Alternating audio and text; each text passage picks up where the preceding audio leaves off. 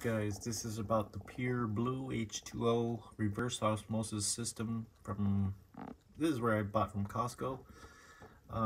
You got 4 filters there, you got the water tank here. The thing about this system is that as it gets old, there's a keyhole right here where there's an air gap system. When the water gets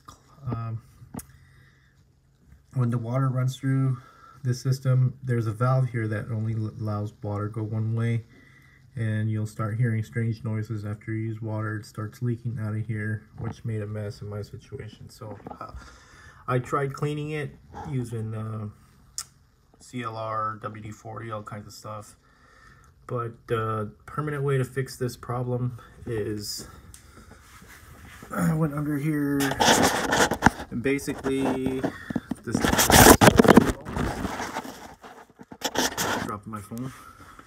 So basically how the system gets rid of water is it goes through this red hose, and usually originally went up where the faucet's at, came down to a 3/8 and then down your drain.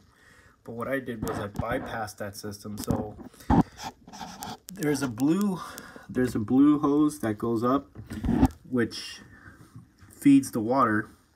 That's crucial, but the red and the white hose don't need to go up there. So what I did was I installed I ordered this on Amazon here. It's a valve. You'll see an arrow. It's kind of dark, but it shows an arrow going one way, so the water will flow through here one way and out the drain, and it'll never come back this way. So this here is a 1/4 inch to 1/4 inch OD one-way valve, and then I had to go from 1/4 inch to 3/8. So this is that adapter which allows you to go from that red hose to the white out of the drain.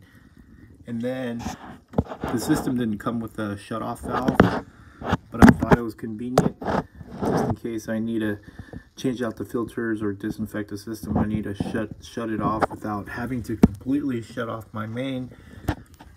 I could just go ahead and close that off. Now this feed supply line is 1/4 inch to 1/4 inch as well, so you could pick this up at your local hardware store. It's a 1/4 inch, 1/4 inch, 1/4 to 1/4 OD. It's just a simple valve, so you could just turn this valve 1/4 turn and it'll shut off.